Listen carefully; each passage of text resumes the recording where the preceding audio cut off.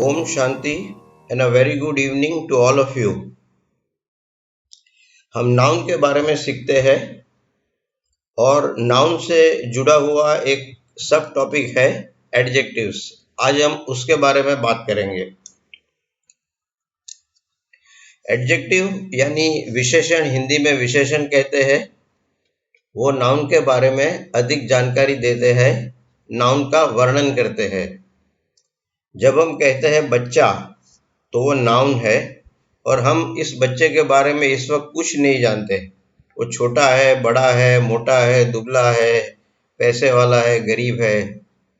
लेकिन हम आगे कोई ऐसा शब्द रख दे जो ये बच्चे शब्द का वर्णन करता है, छोटा बच्चा, बड़ा बच्चा, मोटा बच्चा, दुबला बच्चा, तो ये जो आगे शब्द आता है वो विशेषण होता है, एडजेक्टिव कहते हैं। और वो नाउन के बारे में हमें कई अधिक जानकारी देते हैं।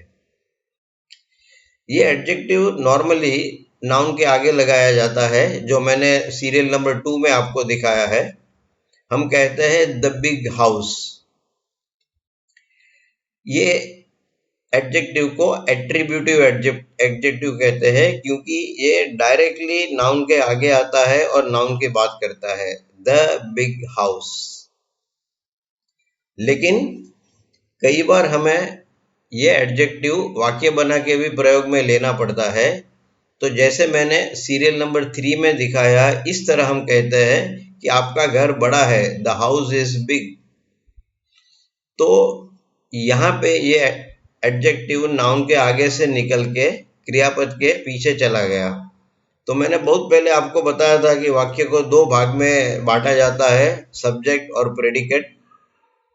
तो ये एडजेक्टिव प्रेडिकेट में आता है, इसलिए इसको प्रेडिकेटिव ऑब्जेक्टिव कहते हैं। ये स्पोकन इंग्लिश में इतना बीच में नहीं आएगा, लेकिन हम ग्रामर भी पढ़ते हैं तो साथ साथ आपको ये बता देता हूँ। सीरियल नंबर 2, जब एडजेक्टिव नाउन के आगे आता है तो एट्रीब्यूटिव एडजेक्टिव, और अगर वो क्रियापद के पीछे आता है तो प्रेडिकेटिव एडजेक्टिव ऐसा कहते हैं। सीरियल नंबर 4 में एक अनोखा प्रकार है एडजेक्टिव का, इसे कहते हैं प्रॉपर नाउन के एडजेक्टिव, यानी प्रॉपर एडजेक्टिव। जैसे Punjabi food, Indian food, Gujarati food वगैरह वगैरह।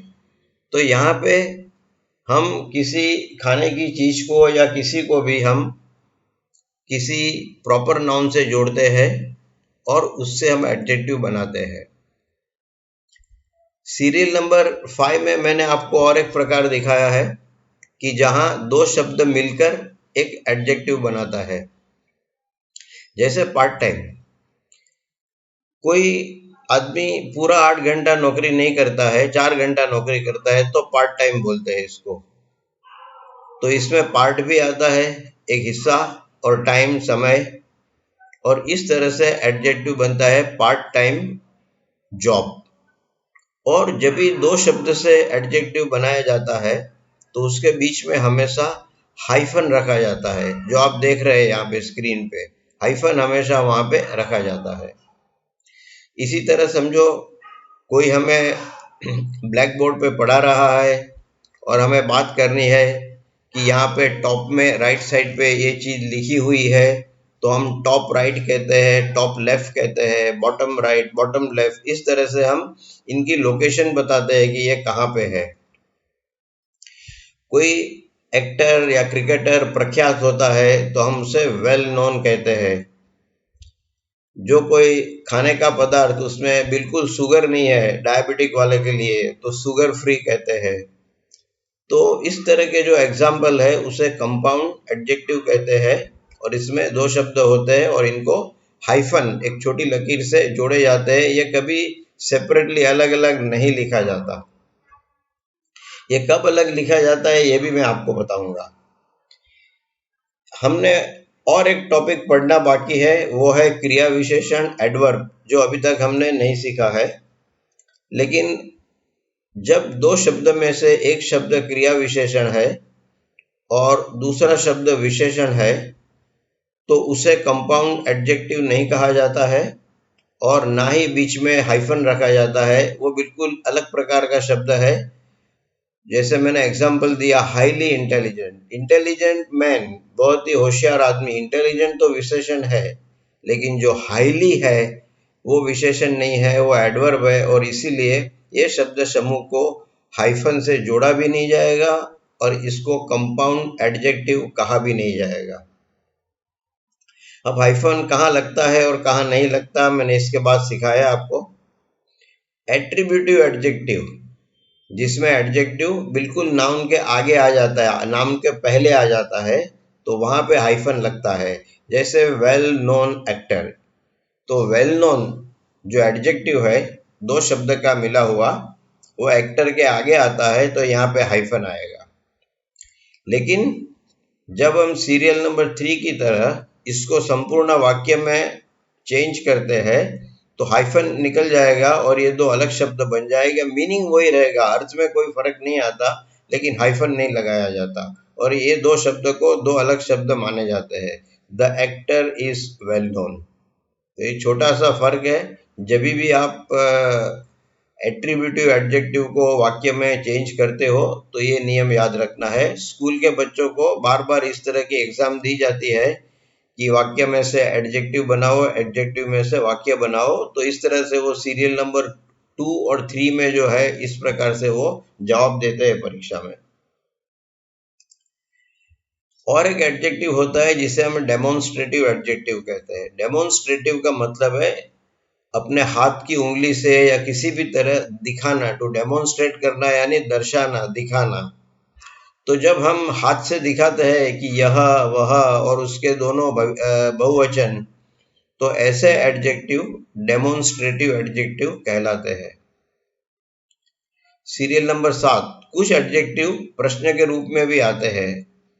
जब हमें पता नहीं क्या हुआ, व्हाट हैपेंड, तो ये जो प्रश्न का शब्द है व्हाट, या व्हाट जैसा ये दूसरा शब्द विच, इसको भी हम क्या हुआ कहते हैं। विच वन, कौन सा, और हुज, किसने किया। तो ये तीनों शब्द प्रश्न के रूप में आते हैं। इसके पीछे जरूर कोई व्यक्ति या कुछ होता है, लेकिन ये हमें पता नहीं, इसलिए हमें इसको, इस एडजेक्टिव को प्रश्न के रूप में रखना पड़ता है, क्योंकि हम नहीं जानते इसके पीछे कौन है। ये किसका बैग है हमें नहीं पता, इसलिए हम पूछते हैं ये किसका बैग है, हुज बैग। तो ये तीन शब्द को इंटरोगेटिव एडजेक्टिव कहे जाते हैं। इंग्लिश में और हिंदी में दोनों में ये नॉमिनेटिव एडजेक्टिव भी होता है, जिसमें एक शब्द नहीं बोला जाता और जिसका एग्जाम्पल मैंने आपको हिंदी में दिया है। इसमें नाउन का लोप होता है, नाउन नहीं बोला जाता और सिर्फ एडजेक्टिव बोला जाता है। लेकिन इसमें शर्त यह है कि जो नाउन हम नहीं बोलते, वो बोलने वाले और सुनने वाले दोनों को पता है हम किस नाउन की बात कर रहे हैं। जैसे आप किसी के घर जाते हैं, आपका जो यजमान है, होस्ट है, वो आपको पूछता है पानी मटके का चाहिए या फ्रिज का, तो अब पानी की बात करते हो, तय हो गया, ये प्रश्न में ही आता है ये शब्द। तो जो गेस्ट है, मेहमान है, वो कहता है मटके का, उसे पानी शब्द बोलने की जरूरत नहीं है, वो बोलता भी नहीं है। हम भी हमारे रेगुलर जो स्पोकन हिंदी में इस तरह का शब्द दोबारा नहीं बोलते हैं, हम इतना ही कहते हैं मटके का। तो जो पानी का लोप हुआ, इस वजह से मटके का जो शब्द है, जो एडजेक्टिव है, वो अकेला रह जाता है, लेकिन उसके पीछे जरूर नाउन होता है, सिर्फ हम बोलते नहीं है। तो इसको नॉमिनेटिव एडजेक्टिव कहते हैं। और जिसे ग्रामर में ज़्यादा रस है, ज़्यादा इंटरेस्ट है, तो ये लोप होने की प्रक्रिया को इंग्लिश में टू एलाइड कहते हैं और उसका नाउन होता है एलिसन। और ये नॉमिनेटिव एडजेक्टिव का और एक एग्जाम्पल मैं देता हूँ, द एल्डरली, बुजुर्ग।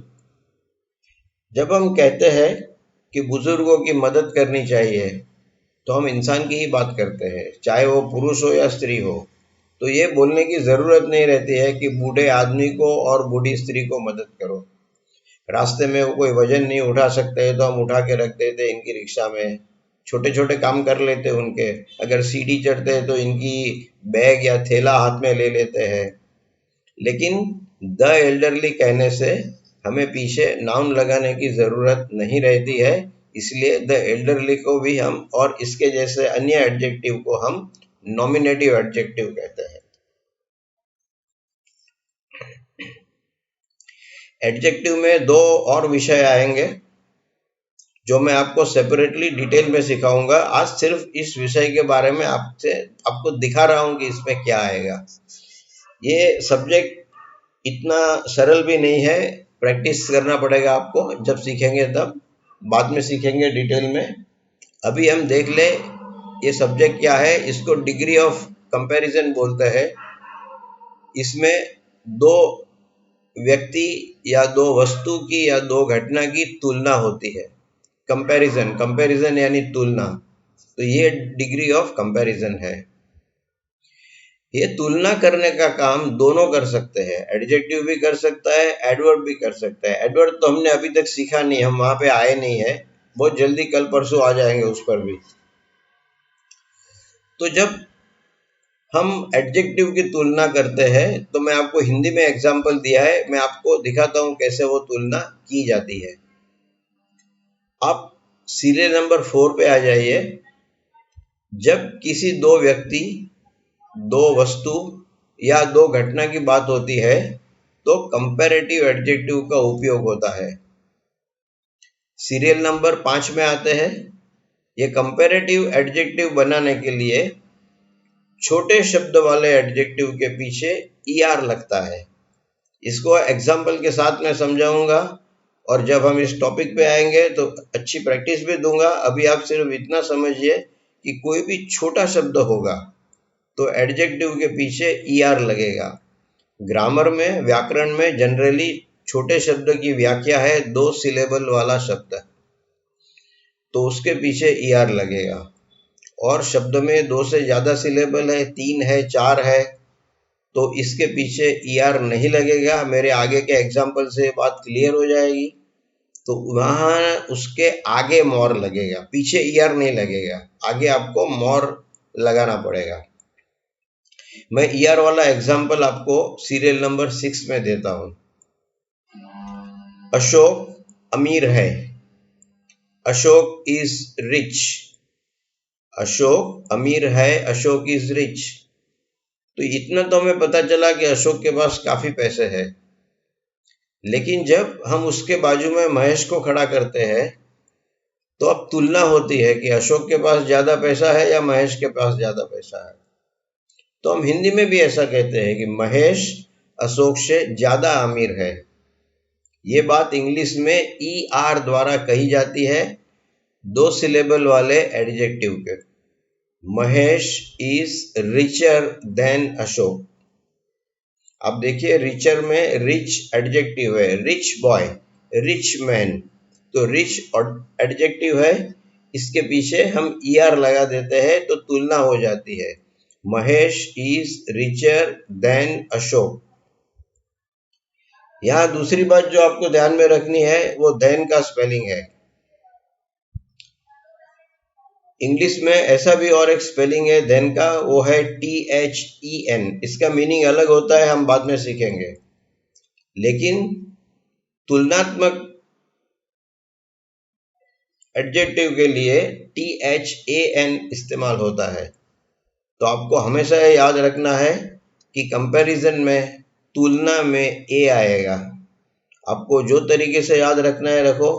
जब मैं छोटे बच्चों को पढ़ाता था तो A को इस तरह से याद वो रखते थे। मैं कहता था अशोक बहुत पैसे वाला है। अशोक पैसे वाला है या बहुत पैसे वाला है, कितना पैसा है इसके पास? 5 करोड़ रुपया है। तो बच्चों के पास मैं बुलवाता था, ओ सर आपको मालूम नहीं, महेश के पास 10 करोड़ है, महेश उससे भी ज्यादा अमीर है।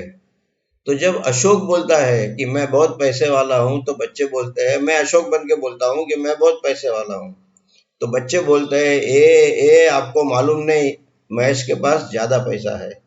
ये गलती मेरे 80% बच्चे करते हैं परीक्षा में, और उनके 1 मार्क का सवाल होता है, 1 मार्क चला जाता है इनका। तो आपको याद रखना है महेश के पास ज्यादा पैसा है, हमेशा तुलना में A आएगा। स्पोकन इंग्लिश में बीच में नहीं आएगा, लेकिन अगर आपको आपकी राइटिंग अच्छी करनी है तो ध्यान रखना पड़ेगा, इसमें A आएगा। अब सीरियल नंबर 7 में आपको थोड़ा बड़ा एग्जाम्पल देता हूँ, मतलब बड़ा एग्जाम्पल मीन्स एडजेक्टिव लंबा है, 2 सिलेबल से बड़ा है तो ER नहीं आएगा। एडजेक्टिव है ब्यूटीफुल, मीना सुंदर है, मीना इज ब्यूटीफुल। लेकिन बाजू में अब शीला आ गई जो उससे भी ज्यादा खूबसूरत है। अब हम ब्यूटीफुल का ब्यूटीफुलर नहीं कर सकते, आपके भी कान को जचेगा नहीं। जब आप बोलेंगे ब्यूटीफुलर तो आपको भी लगेगा नहीं ये गलत है। तो जो लंबा एडजेक्टिव है वहां आगे मोर लगेगा, शीला इज मोर ब्यूटीफुल। ये सारे एग्जाम्पल जब हम इस टॉपिक पे आएंगे तो दे दूंगा, लेकिन अब हिंदी में ये बोलते ही है कि अशोक पैसे वाला है, महेश ज्यादा पैसे वाला है, मीना खूबसूरत है, शीला ज्यादा खूबसूरत है। हिंदी में ज्यादा शब्द से काम हो जाता है, लेकिन इंग्लिश में अलग है। छोटे एडजेक्टिव के लिए ER और लंबे एडजेक्टिव के लिए आगे मोर लगता है। समस्या ये बात की है कि जो सीरियल नंबर 6 और 7 है इसमें अनियमित रूप भी है। इसकी चर्चा मैं आज नहीं करता हूं, जब हम ये टॉपिक पे आएंगे तो ऐसे 8-10 एडजेक्टिव है जो अनियमित है, हम उसका कैसे सेकंड डिग्री करना वो मैं आपको सिखा दूंगा। अब ये अलग प्रकार की तुलना है जो सीरियल नंबर 9 से शुरू होती है। आगे वाली तुलना में 2 व्यक्ति, 2 वस्तु या 2 घटना, तो वहां 2 की बात चलती थी। अब तीसरा आ गया तो 3 या 3 से ज्यादा है तो हमें कंपैरेटिव से सुपरलेटिव में आना पड़ता है। ये भी हिंदी में बहुत सरल है और इंग्लिश में भी बहुत सरल है, कोई मुश्किल काम नहीं है, समझ लेते इसको। तो सीरियल नंबर 9, जब 2 से ज्यादा व्यक्ति, 3 या 3 से ज्यादा व्यक्ति की तुलना होती है, वस्तु की तुलना होती है, घटना की तुलना होती है, तो हमें कंपैरेटिव 2 व्यक्ति वाला नहीं, अधिक व्यक्ति वाला सुपरलेटिव एडजेक्टिव इस्तेमाल करना पड़ता है, उसका उपयोग करना पड़ता है। सीरियल नंबर 10, सुपरलेटिव कैसे बनता है? इसमें थोड़ा रूल पहले वाले से थोड़ा ज्यादा है, कठिन नहीं है। सुपरलेटिव एडजेक्टिव बनाने के लिए आपको ER के बदले EST लगाना पड़ता है एडजेक्टिव के पीछे। रिच के पीछे 2 में रिचर होता है, 2 से ज्यादा में रिच के पीछे रिचेस्ट होगा। तो यहाँ पे EST लगता है अगर हम 3 या 3 से ज्यादा व्यक्ति की बात करते हैं तो। लेकिन इसमें और एक रूल है, जब आप सुपरलेटिव एडजेक्टिव यूज करते हैं तो एडजेक्टिव के आगे ध लगाना पड़ता है, जो मैंने सीरियल नंबर 10 में लाल अक्षर में आपके लिए लिखा है। इसमें भी लंबे और छोटे एडजेक्टिव का रूल वही है। अगर 2 सिलेबल का एडजेक्टिव है तो रिच, रिचर, रिचेस्ट होता है, द रिचेस्ट होगा आखिरी सुपरलेटिव एडजेक्टिव में। लेकिन अगर एडजेक्टिव 2 सिलेबल से ज्यादा लंबा है, 3 या उससे ज्यादा लंबा है, 3 सिलेबल से भी ज्यादा लंबा है, तो EST नहीं लगेगा और मोर के बदले मोस्ट लगेगा। हम 2 में मोर लगाते थे, यहाँ पे मोस्ट लगेगा और मोस्ट के आगे भी ध लग जाएगा। इसके उदाहरण मैंने सीरियल नंबर 11 और 12 में दिए हैं। 11 में 2 सिलेबल वाले छोटे एडजेक्टिव का एग्जाम्पल है, वही एग्जाम्पल मैं आगे बढ़ाता हूं कि अशोक इज रिच, अशोक पैसे वाला है। यहाँ तुलना नहीं हो रही, हम सिर्फ अपने मन से मान लेते हैं कि अशोक के पास 5 करोड़ रुपया है, पैसे वाला है। यहाँ कोई तुलना नहीं करते है, ये फर्स्ट डिग्री कहते हैं हम इसे, अशोक इज रिच। फिर सेकंड डिग्री आती है, Mahesh is richer than Ashok. फिर से मैंने काम के अक्षर को लाल फॉन्ट, रेड फॉन्ट में रखा है ताकि आपका ध्यान उस पर पड़े। Mahesh is richer than Ashok. इसके बाद थर्ड डिग्री आती है, अब तीसरा लड़का आता है किरण, उसके पास दोनों से ज्यादा पैसा है। तो हिंदी में भी हम ऐसा कहते हैं कि किरण के पास सबसे ज्यादा पैसा है। ये सबसे ज्यादा पैसा जो है वो EST है, किरण इज द रिचेस्ट। ये जो रिचेस्ट में एस्ट आता है वो हम हिंदी में वही कहते हैं, सबसे ज्यादा अमीर है। तो ये 2 और 3 डिग्री की तुलना है। अभी हम लंबे यानी 2 सिलेबल से बड़े एडजेक्टिव का एग्जाम्पल लेते हैं, उदाहरण लेते हैं, जो सीरियल नंबर 12 में है। वही शब्द मैंने रखा है कि Meena is beautiful. Meena is beautiful लंबा एडजेक्टिव है। तो जैसे मैंने अगले एग्जाम्पल में बताया था, सेकंड डिग्री के लिए हो जाएगा शीला इज मोर ब्यूटीफुल। लेकिन अब वीणा भी आ गई जो दोनों से ज्यादा ब्यूटीफुल है, ज्यादा सुंदर है। तो यहाँ लंबा एडजेक्टिव होने से ईएसटी नहीं लगेगा, आगे पहले मोस्ट लगेगा और ध का रूल वही रहेगा। Sheela is more beautiful, Veena is the most beautiful. तो इस तरह से डिग्री बनती है। ये बहुत सरल है, आपको सिर्फ 8 या 10 शब्द है जो अनियमित है, इर्रेगुलर है, और उसको ही याद रखना है। बाकी 2 सिलेबल वाले छोटे एडजेक्टिव और 2 से लंबे एडजेक्टिव को पहचानने में आपको कोई तकलीफ नहीं होगी। ये बहुत ही आसान टॉपिक है। और आपको सेकंड डिग्री में याद रखना है धैन का स्पेलिंग THAN, ए आएगा। आज मैं आपको कोई टेस्ट पेपर ज्यादा नहीं देता हूं, मैं सिखाता हूं। आज आपको रिवीजन करते हैं हम। मैंने एक सीरियल नंबर 1 में आता है, मैंने आपको क्रियापद सिखाया था टू नीड, यानी जिसकी जरूरत है हमें, जिसके बगैर हमारा काम नहीं चलेगा। बीमार आदमी को मेडिसिन की नीड होती है, उसके बगैर उसका काम नहीं चलेगा। लेकिन मुझे और एक घड़ी चाहिए और एक शर्ट चाहिए, तो ये मन की इच्छा है, इसको हम वांट कहते हैं। अब वांट का कैसे उपयोग होता है मैंने सीरियल नंबर 2 और सीरियल नंबर 3 में दिखाया है। सीरियल नंबर 2 में वांट के साथ मैंने क्रिया को जोड़ा है, नाउन, संज्ञा को नहीं जोड़ा है, क्रिया को जोड़ा है। आप ध्यान से पढ़िए, बहुत सिंपल है। आई वांट, मैं चाहता हूं, ये मेरी इच्छा है। क्या इच्छा है? कोई कार्य करने की इच्छा है, मुझे कोई कार्य करना है, ये इच्छा है। तो वो कार्य मैं दिखाता हूं टू बाय से। I want to buy. अब ये टू बाय इंफिनिटिव में क्यों आया? क्योंकि इंग्लिश में नियम है कि एक वाक्य में 2 क्रियापद नहीं आ सकते। इसलिए अगर मैं टू बाय के बजाय सिर्फ बाय लिखता हूं तो वांट भी क्रियापद हो जाता है, बाय भी क्रियापद हो जाता है। 2 क्रियापद होने से ग्रामर का रूल फेल होता है, हम वो गलत है ग्रामर की दृष्टि से। इसलिए मुझे जो क्रिया मैं करना चाहता हूं उसको मैं इंफिनिटिव में दिखाता हूं, to buy. To buy infinitive मूल क्रियापद नहीं है, वो ग्रामर की दृष्टि से क्रियापद नहीं माना जाता है। जहां तक हम उसको कॉन्जुगेट नहीं करते वहां तक वो क्रियापद नहीं बनता है। तो देखो क्रिया कितनी सरल है। आई वॉन्ट टू बाय, मैं खरीदना चाहता हूं। मैं चलना चाहता हूं, आई वॉन्ट टू वॉक। मैं दौड़ना चाहता हूं, आई वॉन्ट टू रन। मैं खाना चाहता हूं, आई वॉन्ट टू ईट। मैं पढ़ना चाहता हूं, आई वॉन्ट टू स्टडी।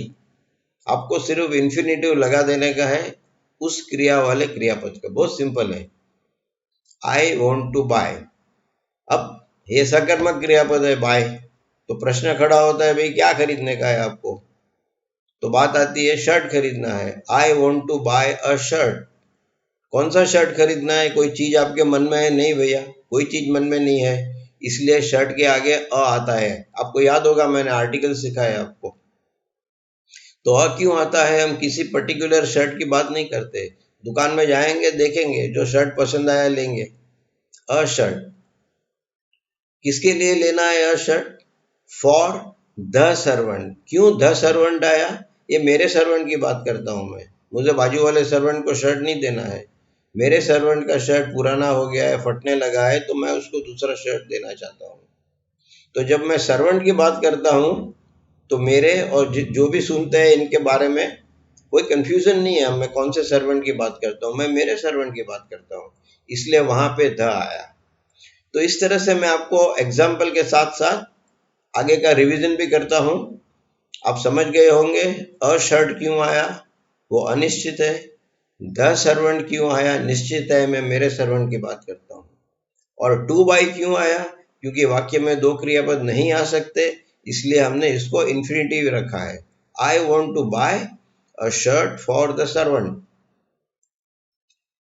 अब आप इस तरह की इच्छा वस्तु के लिए भी दिखा सकते हैं, जरूरत नहीं है कि सिर्फ क्रिया के लिए दिखाए।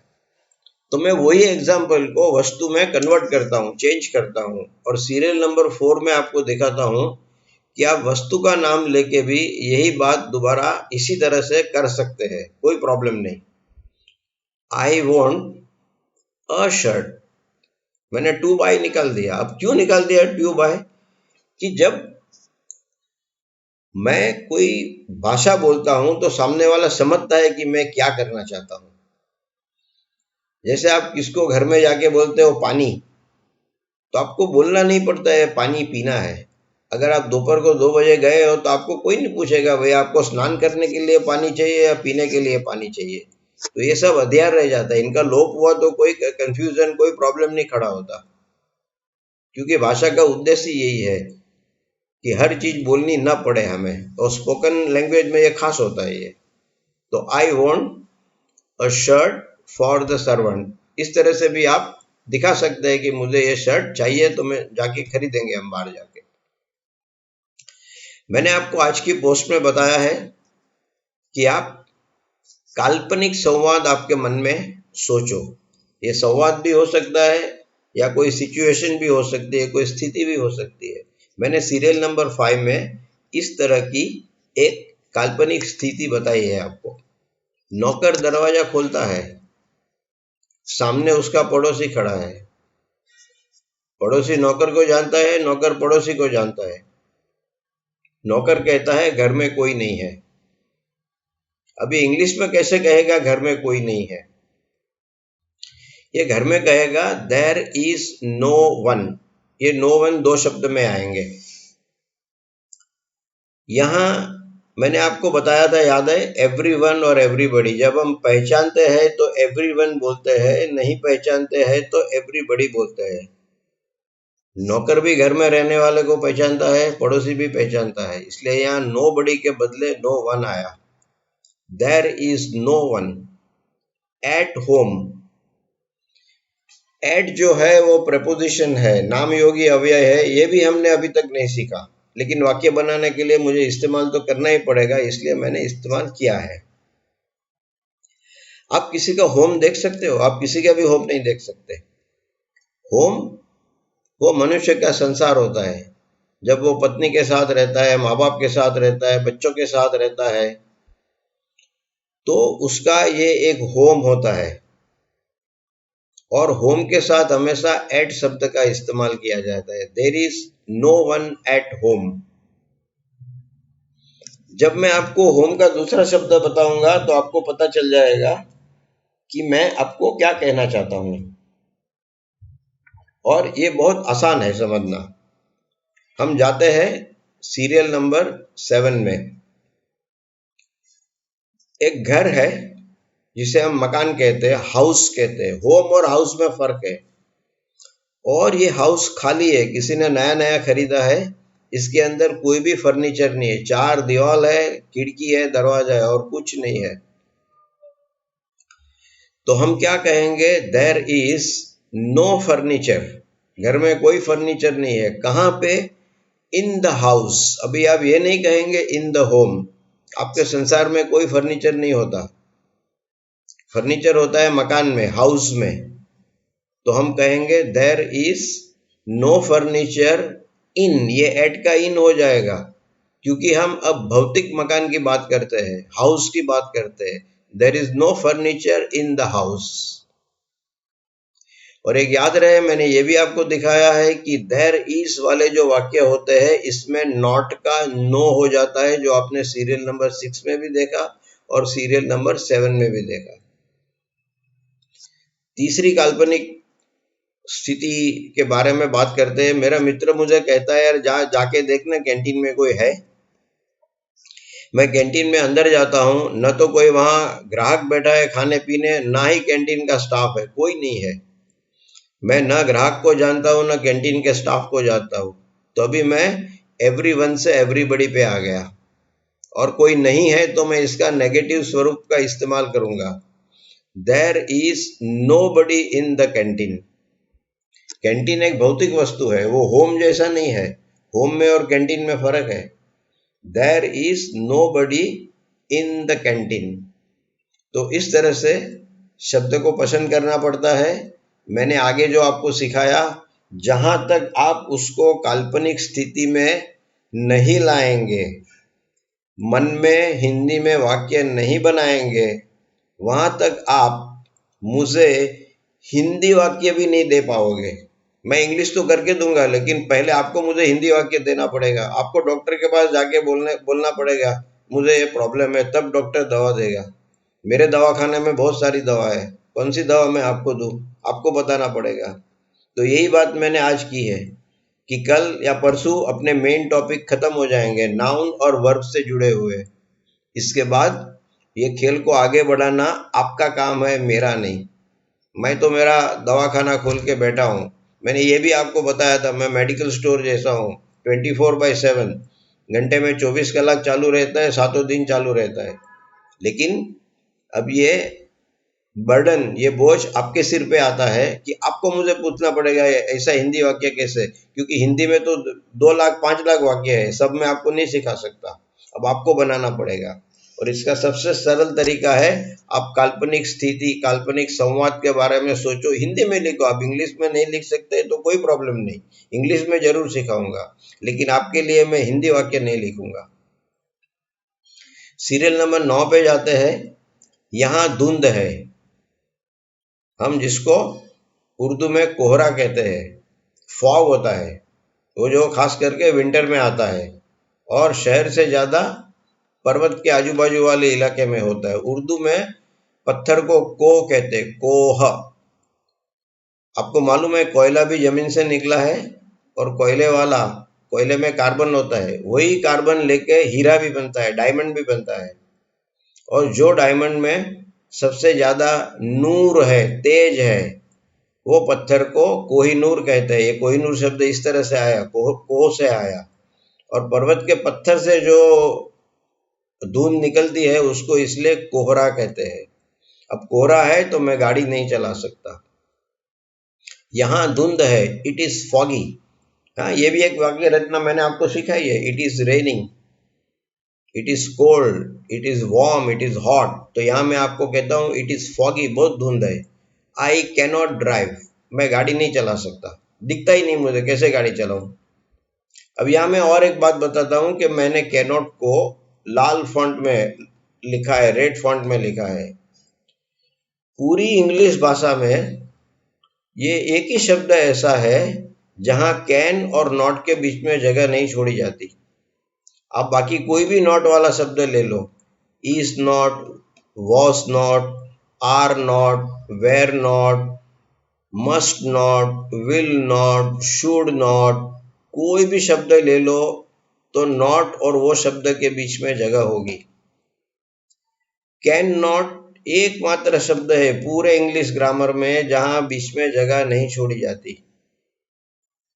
तो ये आपको याद रखना है, ये इंग्लिश भाषा की एक विचित्रता है, हमें याद रखनी पड़ेगी। Serial number 11, he eats onion. इसका उच्चार ओनियन नहीं होता, अनियन होता है। जो मैं तीसरी भाषा कहता हूं ना, इंडियन इंग्लिश, तो आप कोई भी रेस्टोरेंट में जाएंगे तो आपको सुनाई देगा ओनियन। वेटर भी ओनियन बोलता है, खाने वाले भी ओनियन बोलते हैं। मैं भी जाता हूं तो ओनियन बोलता हूं। मैं अनियन बोलूंगा तो वेटर और कुछ लेके आएगा।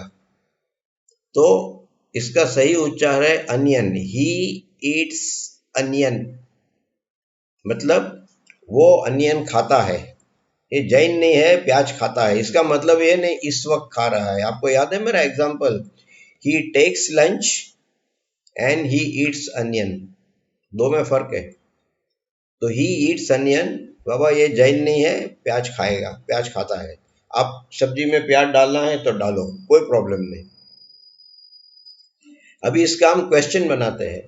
मैंने आपको बताया था कि जब क्रियापद में एक ही शब्द है तो उसमें से डू को बाहर निकालना पड़ता है, और ये जो डू है यहाँ पर वो ग्रह की युति वाला डू है, 4 ग्रह की युति वाला। प्रेजेंट टेंस भी है, सिंपल एस्पेक्ट भी है, थर्ड पर्सन भी है और एक वचन भी है। तो इट्स के अंदर जो डू है इसका कॉन्जुगेशन होगा, डस बन जाएगा। और एक बार हमने डू का कॉन्जुगेशन कर दिया डस, तो इट का दोबारा कॉन्जुगेशन नहीं होगा।